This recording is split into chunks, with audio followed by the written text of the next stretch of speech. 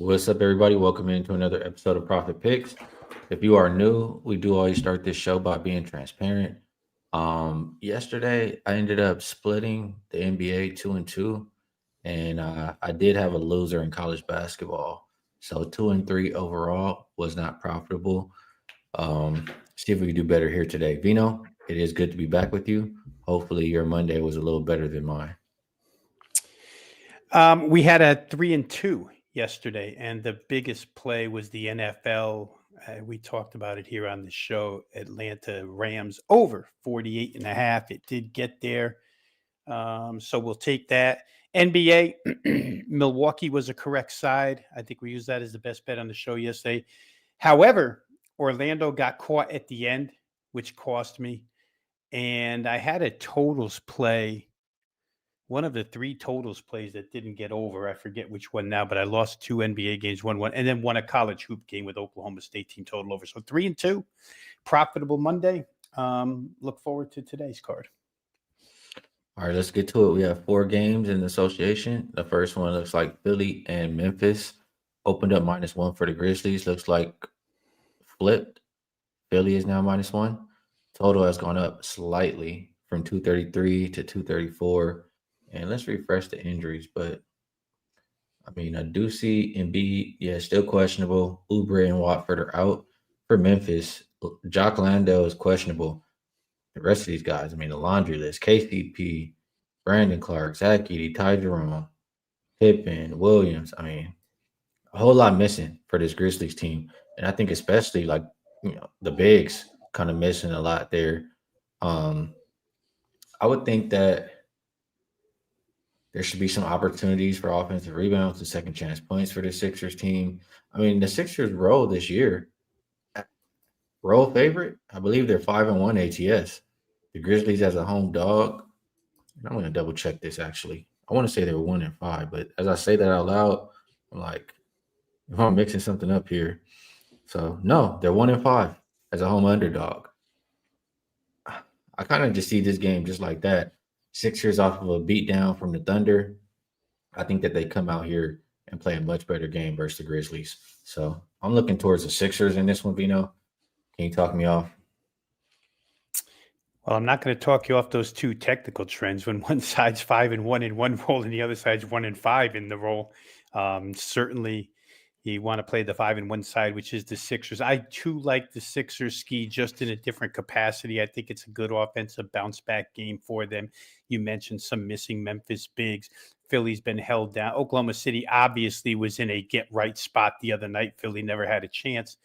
But I think against this Memphis defense, which is more than capable of giving up 118, which is what we need to win this total price here, I think they're more than capable of that with what they have out there.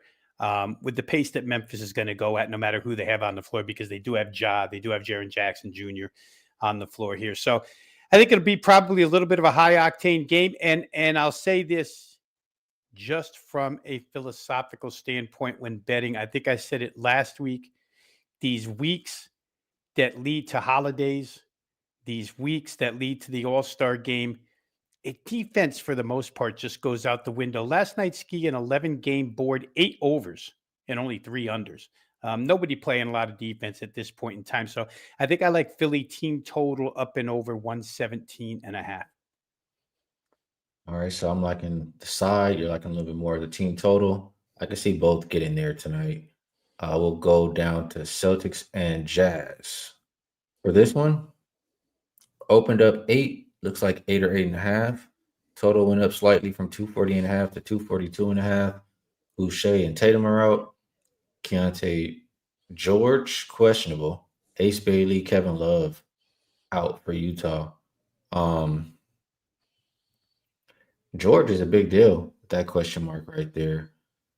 I don't really view the Celtics as this 8.5 point road favorite team. I feel like the Jazz have been good at home as a home dog. Number just feels super inflated to me. It, I don't know. This one is making me wreck my brain a little bit here, Rob. Any feeling for you on Celtics and Jazz? Yeah, now, and again, I'll preface it by saying I haven't played yet, but of course, the way my mind works this week, I'm looking at any possible way to play a total that I can get to the window with. Here, I'm with you in the fact that I think 8.5 with Boston is risky on the road. But knowing what we know about Jazz home games and the way everybody scores, if you wanted to trust Boston again, I would trust them in a team total capacity. Utah to give up 130 at home is not a big deal. They'll score 130, but they'll give it up too. We've seen their team totals fly over all season long. Here, the number is 125.5. I mean, that would be the way I'd look. Again, I didn't bet it. I'm leery of betting it, but I can't really see another way to bet this game. I don't really want any part of the Utah side. So for me, it would probably be Boston team total over or nothing. All right, I'm going to move down the list to the Lakers and Pistons. This one did open up as a 3.5. Or I'm sorry, that's my mistake. It opened up Lakers minus 1.5. It's now Pistons minus 2.5. Total went up from 231 to 233. I'm seeing right now. And just taking a look at the injury report, I do know Austin Reeves and Rui also gave Vincent all out. You have Karis LeVert doubtful for that Pistons team.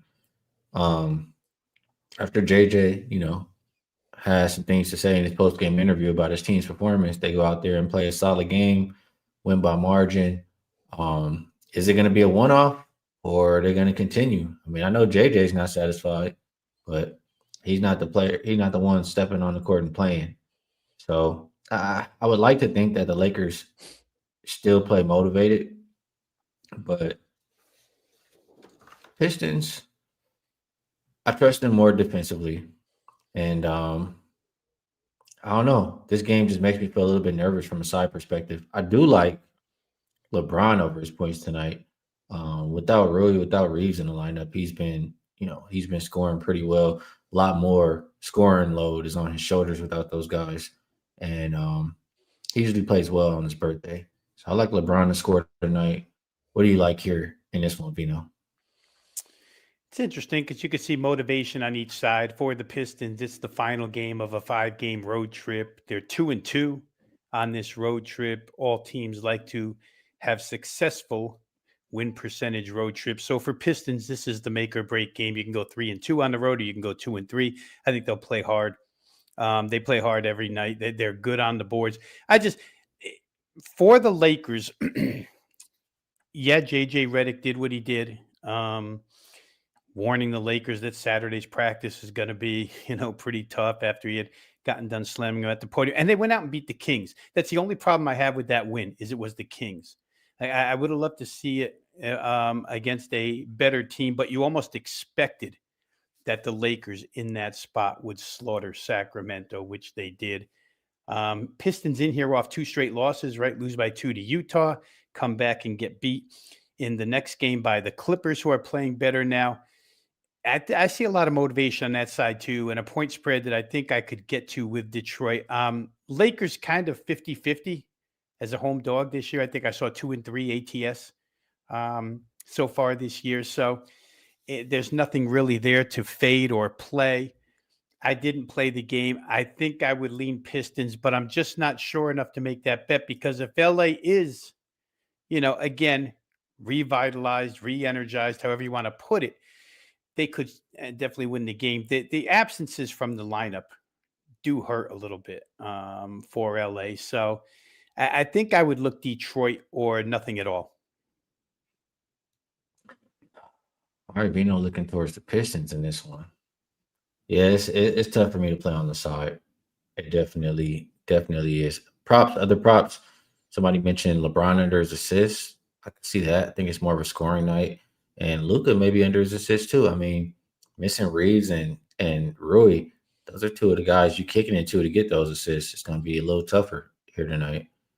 Um, Last game on the slate, Kings and Clippers did open Clippers minus 11.5 down to 10 or 9.5, depending where he shot. Total, big move from 226 as low as 219.5 here, Rob. For the Clippers, you have Collins questionable. There will be no Bogdanovich or Zubac. For the Kings, there will be no Sabonis or Levine, and then you have Keegan Murray questionable. I did think about my first thought was Brooke Lopez has been getting twice as minutes um, because they don't have bigs without Zubac out there, and his spacing has helped the Clippers offense. But I mean, he's been rebounding the ball. All right, I did glance at his rebounds and assists, just because opportunity is going to be there. I understand he spends a lot of time on the perimeter, et cetera, but he's been hitting it without Zubac. So I'm looking at that. But other than that, it's hard for me to lay with the Clippers. But when I just think about lately, I mean, they have been winning by double digits. They've been playing a lot better, Rob, covered 4 of their last 5 games. And this Kings team just maybe might not have enough offense to keep up without Levine. Lean Clippers. I can't lay Clippers though. So just a lean. What do you think, Vino? I'm going to totally agree because I wanted to get the Clippers here. It seems like maybe, you know, the wheelchair's got some new engines in them or something because they've been playing really good as of late. 4 straight wins, all 4 covers, and they weren't against garbage teams. Skee. I mean, those 4 wins come against the Lakers, the Rockets, at Portland, where Portland is a real good home dog. We talk about it all the time, but the Clippers went in there and won by 16 and then beat Detroit by 13. So the quality of competition has been really good, made me want to go and play the Clippers here. But the point spread, again, the great equalizer. Still, there's no real injuries. Like when I first saw this number, I thought, well, Kawhi must be resting. Just scored 55 the other night, but that's not the case here. Unless somebody knows something that we don't know yet, I think for me it wouldn't be the Kings in this situation, even though they're off a bad loss to the Lakers. I just don't know that the Kings are a team that I can apply my usual bounce back theory to. They're just as capable of getting beat by 20 again. So, when all said and done, no play on the game, but I would lean Clippers. Fair enough. That is the NBA slate for today. Quick and easy, Rob, just a 4 game slate. So best bedtime. Actually, before we do that, I will toss this up there. We know this is always good. $5 Tuesday. You can go check out Rob Veno's page or my page. I personally don't have mine up yet. I'm debating between tonight's games or an early game for tomorrow.